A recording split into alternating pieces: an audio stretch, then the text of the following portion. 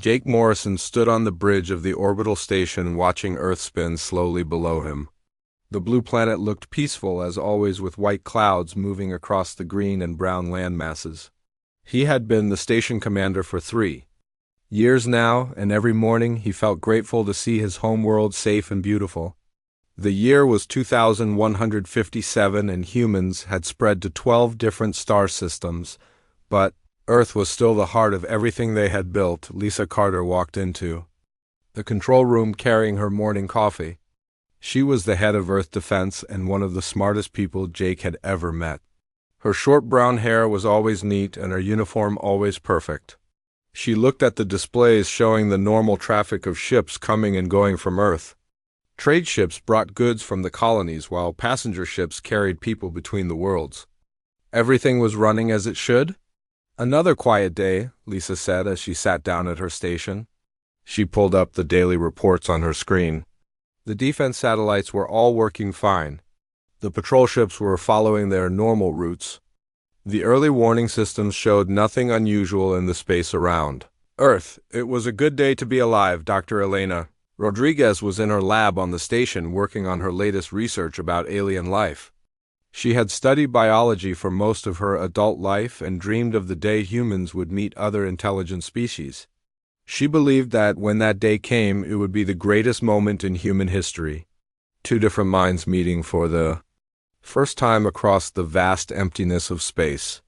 She imagined peaceful meetings and the sharing of knowledge that would help both species grow. The first sign that something was wrong came at exactly 10:30 in the morning Earth time.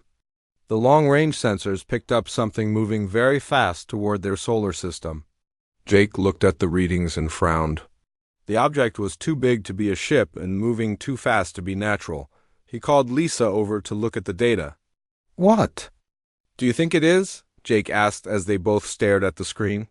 The object was still too far away to get a clear image, but the computer estimated it was about 50 kilometers long.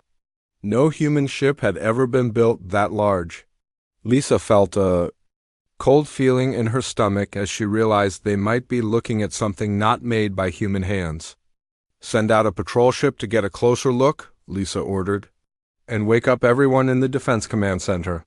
I want all our systems ready just in case this is not a friendly visit." The patrol ship launched and began moving toward the unknown object. Captain Pete Collins was flying the small fast ship and sending back everything his sensors could detect. As he got closer, the readings became more strange. The object seemed to be made of materials that his sensors could not identify. It was giving off energy in patterns that made no sense according to human science. Then the object stopped moving. It sat in space about 1 million kilometers from Earth, just waiting. Pete tried to send radio signals to it but got no response. He tried light signals and even old-fashioned Morse code, but nothing worked. The object just hung there in the darkness like it was studying the solar system. Dr. Rodriguez was called to the bridge to look at the data. Her excitement about meeting aliens was quickly turning into worry. The object was clearly made by intelligent beings, but they were not trying to talk. In all her studies of how first contact might happen, she had never imagined aliens who would just appear and then stay silent. "Maybe they are studying us the same way we are studying them," she suggested. To Jake and Lisa, they might be just as surprised to find us as we are to find them. But then more objects appeared. First 1, then 10, then 50. They came out of empty space as if they had been hiding there all along. Each one was the same size as the first, and they arranged themselves in a perfect sphere around Earth. Jake felt his mouth go dry as he realized that 50 ships that large could destroy every city on Earth if they wanted to. Lisa activated the emergency protocols. Every defense satellite went to full power. Every ship in the Earth fleet was called back home. The orbital stations raised their shields and prepared their weapons. But even as she gave the orders, Lisa knew that human weapons had never been tested against technology this advanced. The aliens finally spoke, but not with radio waves or light signals. The words appeared directly in the minds of every human in the solar system. The voice was cold and without emotion, like a computer reading a prepared statement. "We are the Zephyrians. Your species will be relocated to preservation areas. Your planet will be claimed for our use. You have one rotation of your world to begin compliance. Resistance will result in termination. Jake looked at Earth below and saw the lights of the great cities where billions of people lived and worked and loved and dreamed. In one day, everything they had built might be gone. He turned to Lisa and saw the same determination in her eyes that he felt in his heart. Send a message to all Earth colonies, he said. Tell them we are going to fight. Alex Turner crouched behind the twisted remains of what used to be a shopping center in downtown Chicago. 6 months had passed since the Zephyrians arrived, and the world had become a nightmare. The sky was no longer blue but a sick yellow color that hurt to look at. The air tasted like metal and made people cough blood if they breathed it. Too long without a filter mask. His team of 12 fighters hid in the ruins, watching a Zephyrian patrol move through the empty streets. The aliens walked on 2 legs like humans, but they were taller and thinner with gray skin that looked like it had never seen sunlight. They wore no clothes, but their skin seemed to be covered with a thin layer of something that moved and shifted, like it was alive. Maya Brooks lay beside Alex with her rifle pointed at the patrol. She had been a police officer before the invasion and knew how to stay calm under pressure. Her dark hair was tied back and her brown eyes never left the aliens as they searched through the rubble of destroyed buildings. She had seen what the Zephyrians did to captured humans, and the memory of it made her finger tighten on the trigger. Don't shoot unless I give the order, Alex whispered into his radio. We need to see where they're taking the prisoners. Behind the patrol walked a line of humans, but they were not really human anymore. Their eyes were empty and they moved like machines following simple commands. The Zephyrians called them the Hollow, and they had once been people with families and dreams and hopes for the future. Now they were nothing but tools that followed orders without question or complaint. Dr. Carlos Mendez watched the scene through binoculars from his hidden position 3 blocks away. He was one of the few scientists who had escaped when the Zephyrians destroyed the research centers. For months he had been studying the aliens, and what he learned made him sick with fear. The Zephyrians were not just conquerors. They were farmers, and humans were their crop. In his secret laboratory buried deep under the ice in Antarctica, Carlos had found evidence that the Zephyrians had done this before. 17 different worlds across the galaxy had been turned into breeding grounds for new Hollow. Each planet had once been home to an intelligent species that built cities and made art and explored space. Now they were all empty except for the endless factories where the Hollow worked to build more ships for the Zephyrian fleet. The patrol disappeared around a corner, followed by their line of empty-eyed slaves. Alex signaled for his team to follow. At a safe distance, they moved through the ruins like ghosts, staying in shadows and making no sound. The city that had once been home to 3 million people was now a graveyard filled with twisted metal and broken concrete. General Kevin Stone sat in the underground command center that had been built in an old subway tunnel. Maps covered every wall showing the positions of resistance groups across North America. Red marks showed where Zephyrian forces were strongest. Black marks showed areas where the air had been changed so much that humans could not survive there even with masks. The attacks on the processing centers have slowed them down but not stopped them, Stone told the other leaders gathered around the table. They're converting about 10,000 people every day and we can't save them all. President Nicole Hayes looked older than her 50 years. The weight of watching her country die had put gray in her black hair and lines around her green eyes. She had been in office for only 2 years when the aliens came, and now she led a government that existed in hidden bunkers and abandoned buildings. What about the other colonies? She asked. Have any of them found a way to fight back? Stone shook his head. The Zephyrians hit the 3 closest colonies first. Mars and the Jupiter stations went dark 2 months ago. The outer colonies are too far away to help and too weak to fight the aliens alone. Maya's team followed the patrol to a large building that used to be a hospital. The Zephyrians had turned it into what they called a processing center. Humans went in as people and came out as Hollow. Maya had tried to rescue prisoners from other centers, but it was always too late. Once the process started, it could not be stopped or reversed. She watched through her scope as the new prisoners were led inside. Some of them were crying, some were trying to run. Others just walked forward like they had already given up hope. In a few hours they would come out with empty eyes and minds that belonged to the aliens. "We can't save them," Alex said quietly. "But we can make the aliens pay for what they're doing." Carlos received the signal from Alex's team and began his work. The small nuclear device was hidden in a truck that looked like all the other wrecked vehicles on the street. The bomb was not big enough to destroy the whole building, but it would take out the processing equipment and maybe kill some of the aliens inside. Dr. Rodriguez had escaped from the orbital station when it was captured and now worked with the resistance. She had learned to read Zephyrian symbols and could understand some of their language. The intelligence she gathered painted a picture that got worse every day. "They're not just taking Earth," she told Stone during their weekly meeting. "They're preparing it for something bigger.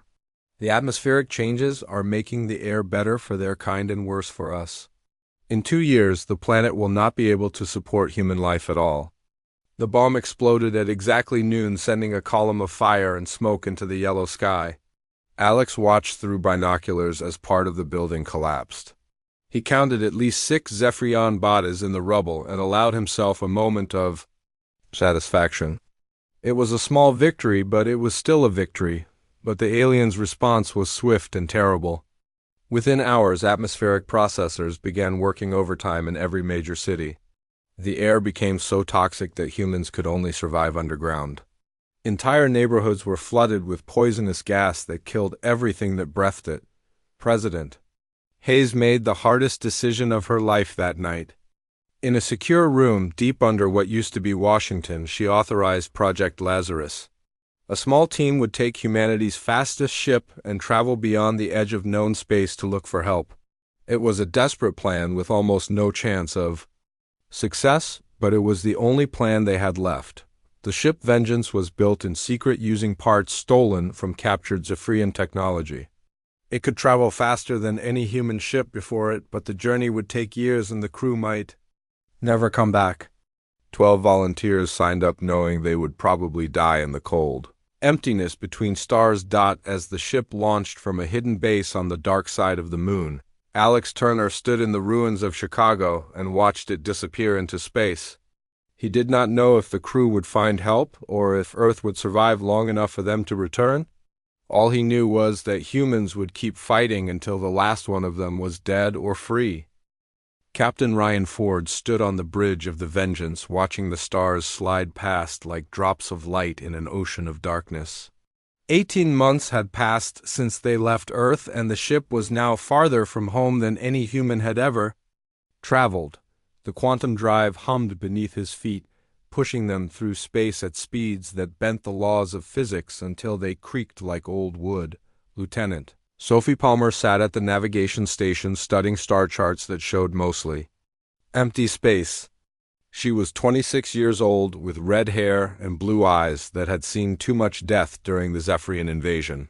Her job was to guide them through the unexplored regions beyond the edge of the galaxy where no human ship had ever gone before. "We're passing through the void sector now," Sophie reported to Ryan. "The next star system is 40 light-years away, and sensors show it's completely dead. No planets, no asteroids, nothing but the burned-out shell of what used to be a sun." Chief Engineer Danny Park worked in the engine room trying to keep the quantum drive from tearing itself apart. The technology was beyond what humans should have been able to build, but they had learned much from studying captured Zephyrian equipment. Even so, the drive was pushing the boundaries of what was possible, and Danny could feel the ship straining under the stress. "The quantum field is getting unstable," Danny reported over the comm system. "I'm seeing energy patterns that don't match anything in our database. It's like space itself is different out here." Dr. Amanda Foster was the team's physicist, and she spent most of her time trying to understand what was happening to them. Her instruments showed readings that made no sense according to everything humans knew about the universe. Space and time seemed to flow differently in this region, and the laws of physics appeared to be more like suggestions than rules. In her small Laboratory Amanda studied the data and felt a growing sense of unease. The stars in this region were arranged in patterns that looked almost like they had been placed there on purpose.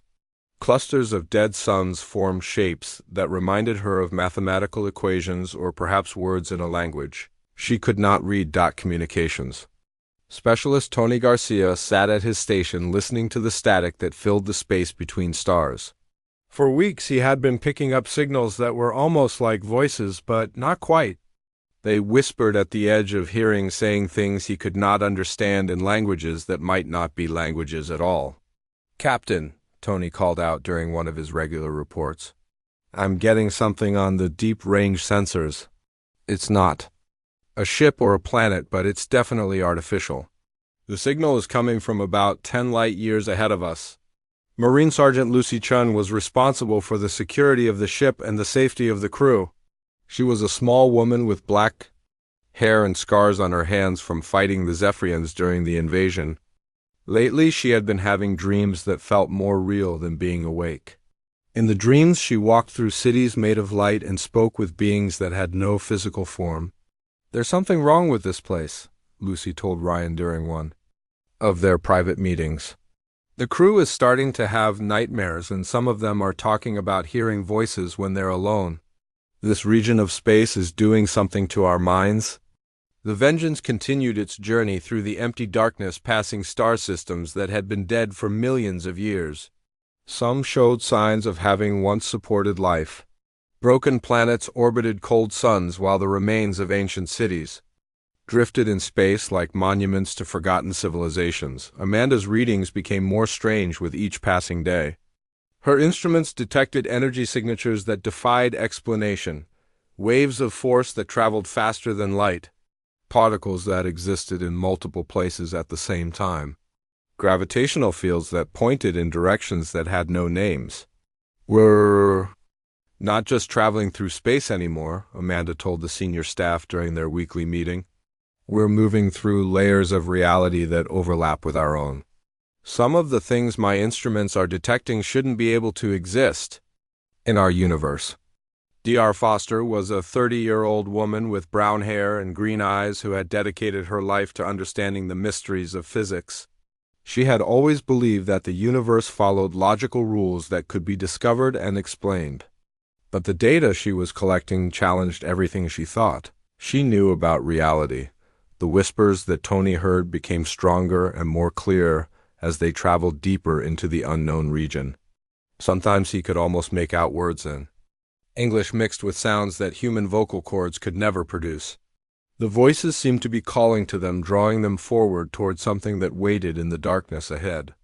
"I think something is trying to communicate with us," Tony reported to Ryan. "The signals are getting more organized, like they're learning how to speak our language. Yesterday I recorded what sounded like someone saying the word welcome over and over again." Lucy's dreams became more vivid and detailed. She saw vast structures floating in space that were built from materials that looked like crystallized thought. Beings of pure energy moved through corridors of light, while machines the size of planets performed tasks she could not comprehend. In the dreams, she felt like she was being prepared for something important. When they finally detected the nexus, everyone on the ship felt a chill run down their spine. It appeared on their sensors as a structure the size of a small moon floating in the empty space between galaxies, but it was not built from metal or stone or any material that their instruments could identify. Instead, it seemed to be made from the fabric of space itself, twisted into impossible shapes. "It's beautiful and terrible at the same time," Sophie whispered as she looked at the images on her screen. The nexus rotated slowly, revealing surfaces that reflected light that came from no visible source.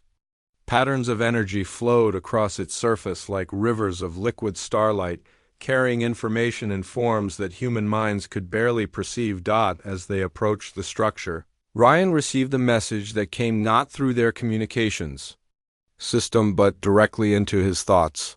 The voice spoke in perfect English with an accent that sounded like it came from everywhere and nowhere at once. "We have been waiting for you, children of Earth. Your species shows promise, but you face a Test that will determine if you survive or join the countless others who have failed before you. Come to us and learn what lies beyond the light of ordinary stars. Come and discover what you must become to save your world. The Vengeance was pulled into the Nexus by forces that Danny's instruments could not measure. The ship passed through walls that felt solid but offered no resistance. They found themselves in a space that was larger inside than outside and filled with a soft light that seemed to come from the thoughts of living beings. Ryan looked at his crew and saw the fear and wonder in their eyes. They had traveled farther from home than any human before them and found something that challenged their understanding of what was possible. Whatever waited for them in the depths of the Nexus would either give them the power to save Earth or destroy them completely. Inside the Nexus, the crew of the Vengeance found themselves in a space that seemed to exist outside normal reality. The walls around them appeared to be made of solid shadow that shifted and moved like living things.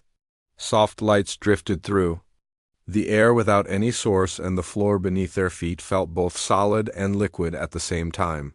Captain Ryan Ford led his crew through corridors that changed shape as they walked. The passage ahead of them stretched into darkness while the path behind them faded away as if it had never existed.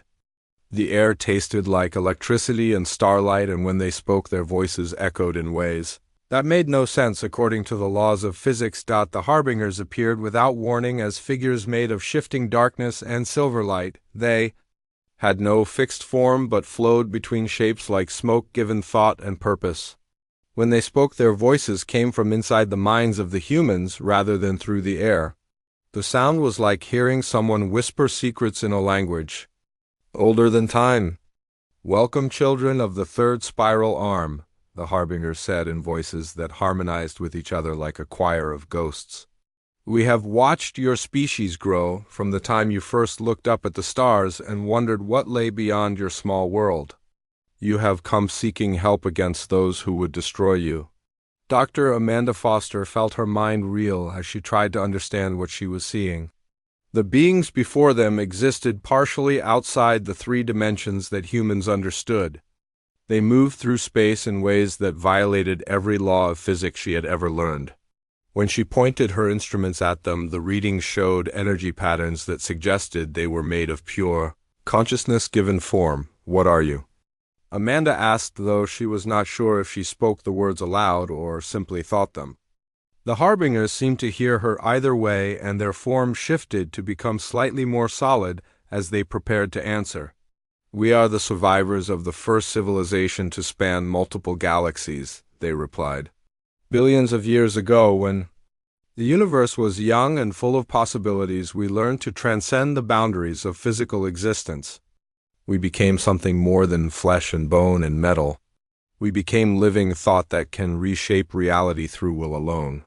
Lieutenant Sophie Palmer felt tears running down her face, though she did not know why she was crying. The Harbingers radiated a sense of ancient sadness, like they had seen too much beauty destroyed and too many species fail to reach their potential. Their very presence made her feel small and insignificant, but also filled with a hope she had not felt since before the Zephyrians came. The Harbingers explained that they had once been physical beings like humans with bodies that could be hurt and minds that could be destroyed. But they had discovered the fundamental truth that consciousness itself was a force that could change the basic structure of reality when properly focused and directed. The Zephyrians represent what your species might become if you choose the path of domination over growth, the beings continued.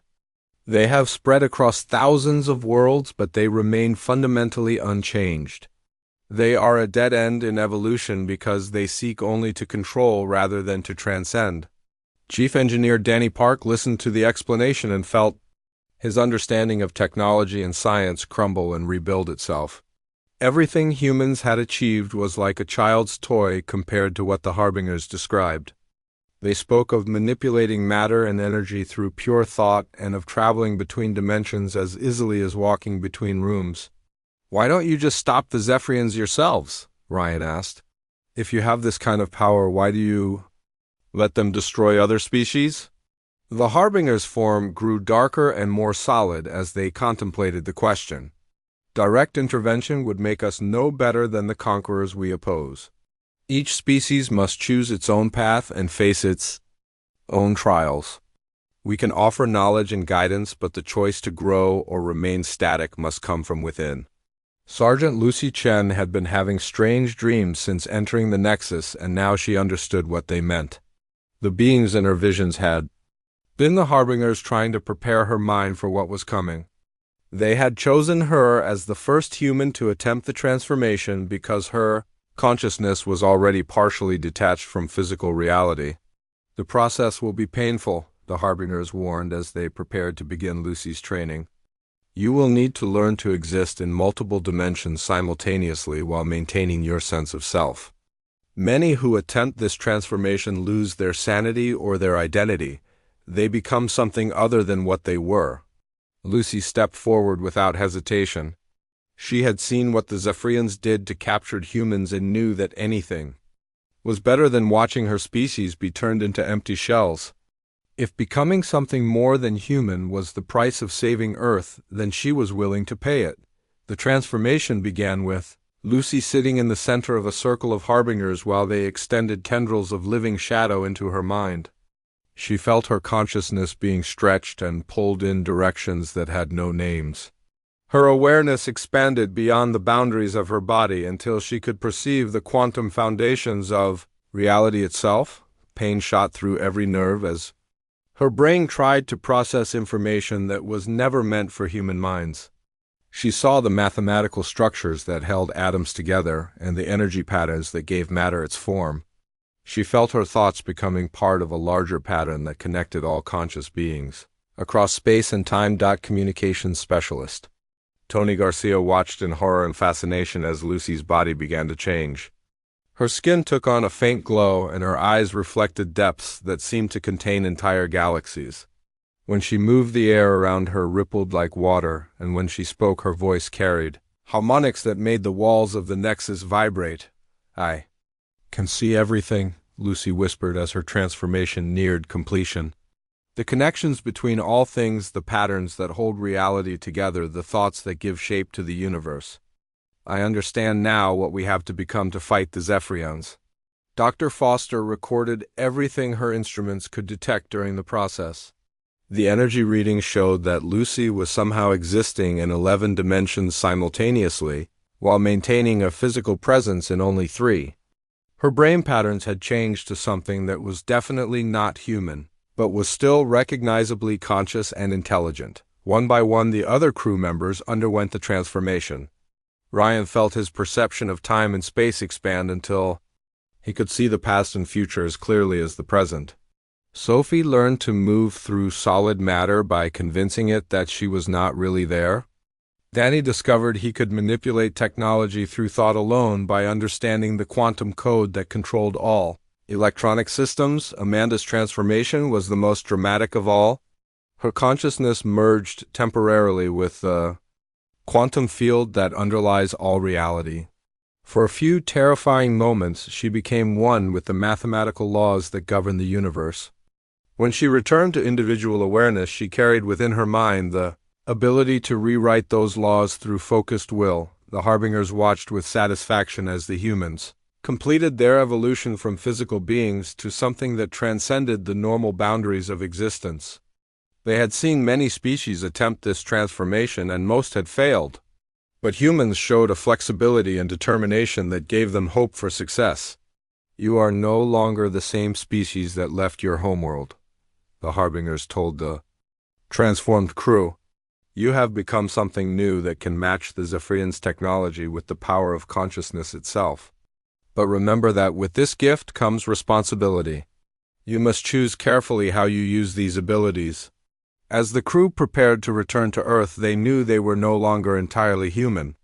They had gained the power to save their species, but at the cost of becoming something that ordinary humans might not recognize or understand. The question that haunted them was whether this transformation was salvation or simply another kind of extinction. 2 years after the Vengeance left Earth, the ship returned to find a world transformed into something alien and hostile. Captain Ryan Ford stood on the bridge looking down at what had once been his home and felt his transformed consciousness recoil from the sight. The blue oceans had been boiled away and replaced with seas of liquid methane that reflected the sickly light of processing stations floating in the yellow atmosphere. The continents were covered with vast industrial complexes where millions of Hollow worked without rest to build more ships for the Zephyrian fleet. Huge atmospheric processors pumped poisonous gases into the sky while mining operations tore apart mountains to extract the minerals the aliens needed for their expansion across the galaxy. Lieutenant Sophie Palmer no longer needed the ship's sensors to see what had happened to Earth. Her enhanced consciousness could perceive the quantum structures that held matter together, and she saw how the Zephyrians had rewritten the basic chemistry of the planet. The very atoms that made up the soil and air had been changed to serve alien purposes. "There are still humans alive down there," Sophie reported to Ryan. "I can sense their life patterns hidden in underground shelters and caves. They're barely surviving in pockets of breathable air while the Zephyrians continue their work above ground." The crew of the Vengeance no longer needed life support systems or food or water. Their transformed bodies existed partially outside normal space and drew energy directly from the quantum field that underlies all reality. They could survive in vacuum or in the crushing depths of a gas giant's atmosphere with equal ease. Chief Engineer Danny Park felt the ship's systems respond to his thoughts rather than his hands. The quantum drive that had taken months to build now seemed like a primitive tool compared to what he could accomplish through pure will. He could manipulate matter at the molecular level and create complex machines simply by imagining them into existence. "The Zephyrian orbital stations are detecting our approach," Danny reported. "Their technology is advanced, but it's still bound by the laws of physics as they understand them. They have no idea what we've become." Dr. Amanda Foster existed in a state of consciousness that allowed her to perceive multiple dimensions simultaneously. She could see the mathematical foundations of reality like lines of code that could be edited and rewritten. The universe was no longer a fixed structure, but a program that could be modified by anyone with sufficient understanding and will. When the first Zephyrian patrol ships approached the Vengeance, Amanda simply convinced reality that they had never existed. The alien vessels didn't explode or break apart, they just faded away like dreams upon waking. One moment they were solid objects made of metal and energy, and the next moment they were empty space with no trace that they had ever been there. General Kevin Stone stood in the underground command center that had been his home for 2 years, watching the impossible happen on his screens. The Zephyrian ships that had seemed invincible were disappearing without any visible cause. His communication officers were reporting that the alien fleet was in chaos as their vessels simply vanished one by one. "Sir," one of the technicians called out, "we're receiving a transmission from the Vengeance. Captain Ford is requesting permission to land at the old New York Harbor coordinates." Stone felt his heart race as he realized that the crew they had sent into the void had somehow returned. But the readings his sensors were picking up from their ship made no sense. The vessel appeared to be occupying multiple positions in space at the same time, and its energy signature was unlike anything in their database. Communications specialist Tony Garcia no longer used radio waves or light signals to speak across space. His consciousness could project thoughts directly into the minds of anyone he chose, regardless of distance or physical barriers. When he contacted the resistance fighters below, his voice appeared in their heads like the whisper of a friendly ghost. "This is Tony Garcia from the Vengeance," he said to the stunned humans hiding in their underground shelters. "We have returned with help. Stay in your shelters while we deal with the Zephyrians. What you're about to see might be difficult to understand." Marine Sergeant Lucy Chun materialized inside the Zephyrian command center on one of their orbital platforms without using any form of transportation. She had learned to exist in multiple dimensions and could simply choose to be in any location she desired. The alien commander stared at her in confusion as she appeared in the middle of their secure facility. "Your species made a mistake when you came to our world," Lucy said as the Zephyrians reached for their weapons. "You thought you were dealing with primitive beings who could be easily controlled. But you gave us a reason to become something much worse than anything you've encountered before. The Zephyrian energy weapons passed harmlessly through Lucy's body as she existed primarily in dimensions they could not affect. She reached out with her transformed consciousness and began unraveling their biological structure at the quantum level. The aliens didn't die, they simply ceased to exist as their atoms forgot how to hold together. Dr. Elena Rodriguez emerged from the resistance hideout in the ruins of former Washington to witness the return of humanity's saviors. But when she saw the crew of the Vengeance walking through the poisonous atmosphere without protection, she felt a chill of fear mixed with her relief. Ryan Ford approached the group of human survivors, and Rodriguez could see that he was no longer entirely human.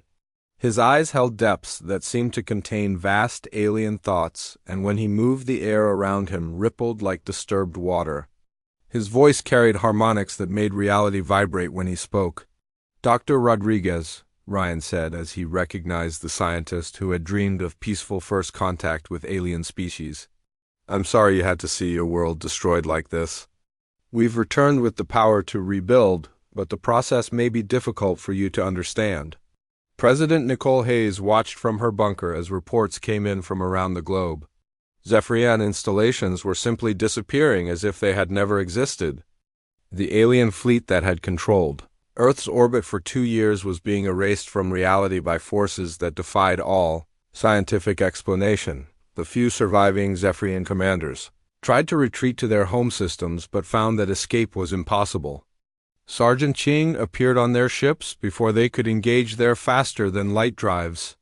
She looked at the aliens with eyes that reflected the infinite depths of space and spoke in a voice that carried the weight of cosmic judgment. "You have spent centuries turning other species into slaves and destroying their worlds," she told the terrified aliens. "Now you will learn what it means to face beings who have transcended the limitations you still accept as absolute."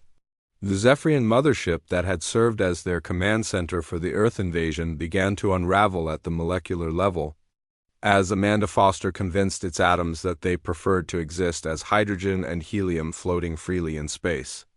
The massive vessel that had seemed indestructible simply dissolved like salt in water. High Commander Vexstar sent out desperate communications to the Zephyrian home fleet calling for reinforcements and evacuation, but his messages were intercepted by Tony Garcia, who edited them at the quantum level before they could be transmitted.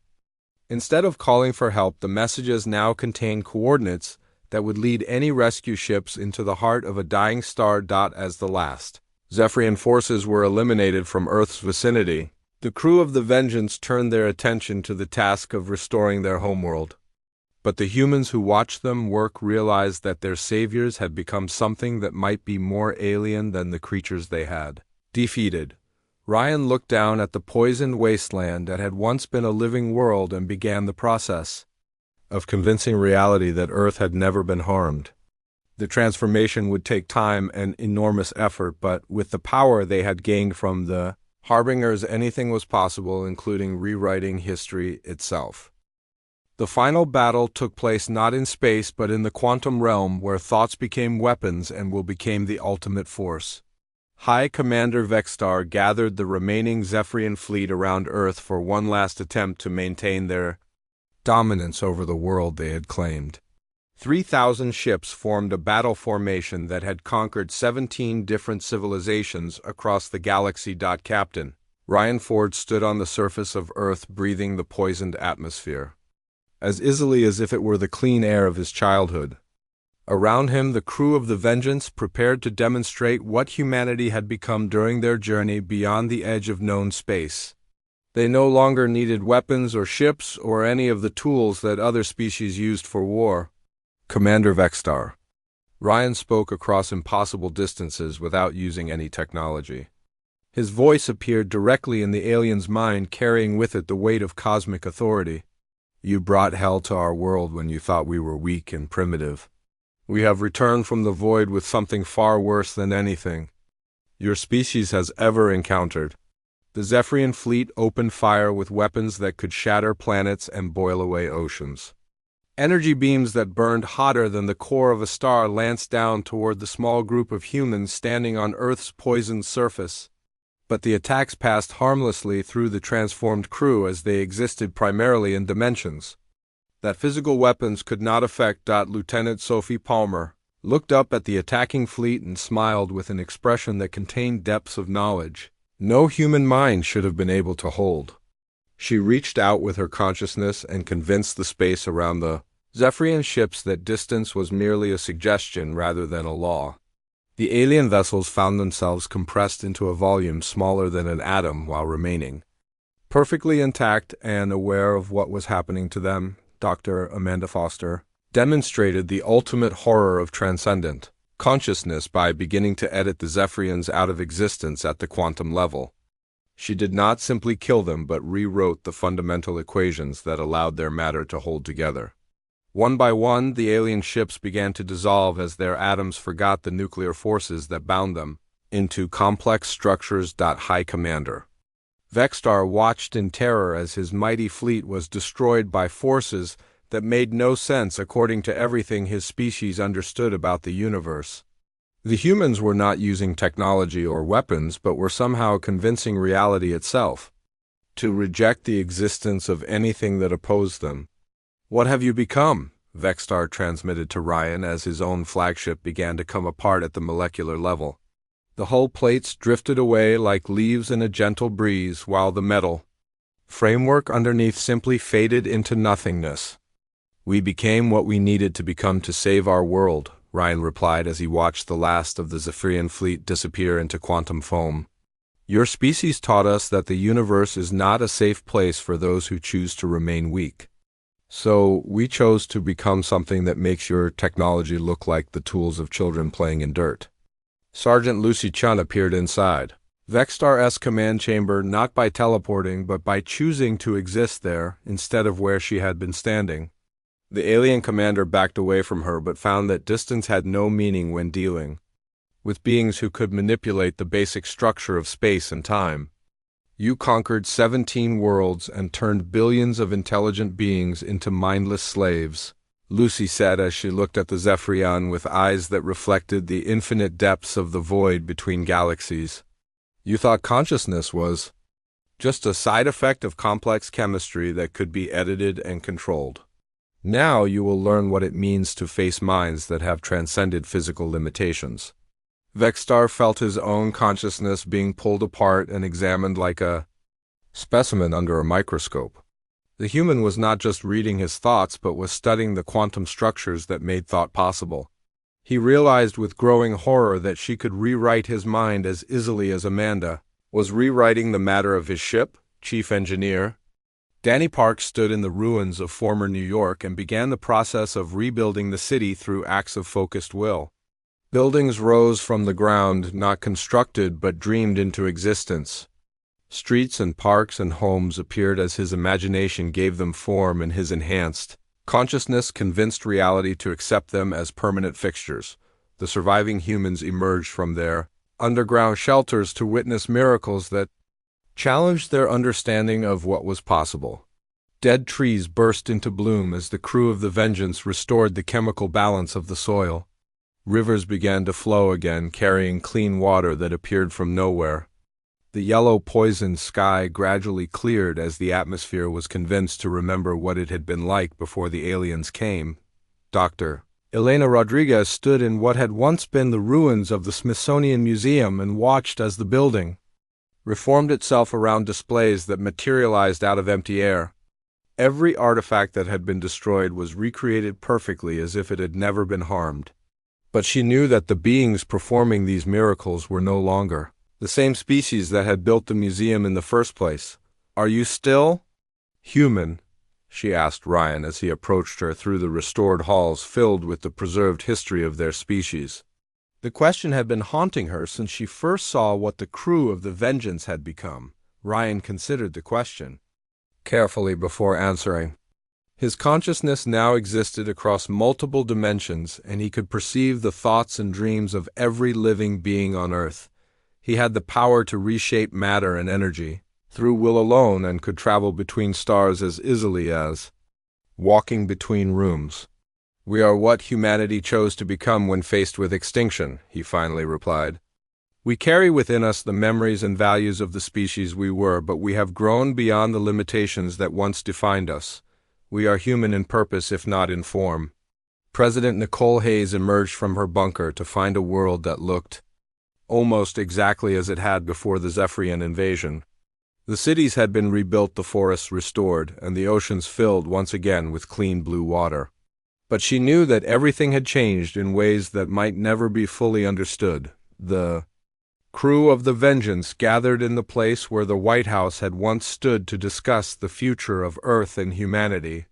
They no longer communicated through words, but through direct transfer of thoughts and concepts that allowed perfect understanding between minds that had transcended individual consciousness. "The question now is what we do with the power we have gained," Tony Garcia projected to his fellow transformed humans. "We could remake the entire galaxy according to our vision, or we could guide the surviving humans toward their own transcendence." Amanda Foster shared her analysis of the quantum structures that held reality together.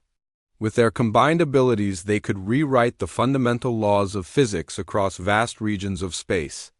They could eliminate death and suffering and create a universe where consciousness was the only force that mattered. But Lucy Chun reminded them of the warning the Harbingers had given about the responsibility that came with transcendent power. Direct intervention in the development of other species would make them no better than the Zephyrians they had defeated. The choice to grow beyond physical limitations had to come from within each individual consciousness. Ryan made the decision. That would define the future of both Earth and humanity. The transformed crew would serve as guardians and teachers rather than rulers. They would protect Earth from future threats and offer guidance to those humans who chose to seek transcendence. But they would not force evolution on anyone who preferred to remain as they were. The first child to be born in the restored world opened her eyes to see beings who appeared human but carried within them the accumulated wisdom of cosmic consciousness. Lisa Thompson was her name, and she would grow up in a world where the impossible was commonplace and where the boundary between thought and reality was nothing more than a suggestion. As the years passed, some humans chose to undergo the transformation. That would allow them to join the crew of the Vengeance in their transcendent existence. Others preferred to remain as they had always been, finding meaning and purpose in the limitations of physical existence. Both choices were respected and protected by those who had gained the power to reshape reality itself. Captain Ryan Ford stood on a hill overlooking the restored city of San Francisco and reflected on the price of victory. They had saved humanity by becoming something that ordinary humans could barely comprehend. The question that would haunt him for the rest of his existence was whether salvation that required transcending human nature could truly be called victory. The story ended as, "It began with humans looking up at the stars. But now some of those humans possessed the power to reach out and touch distant galaxies with their thoughts. They had brought something worse than hell back from the void between worlds. They had brought the power to remake the universe according to their will and the terrible responsibility that came with transcendent consciousness."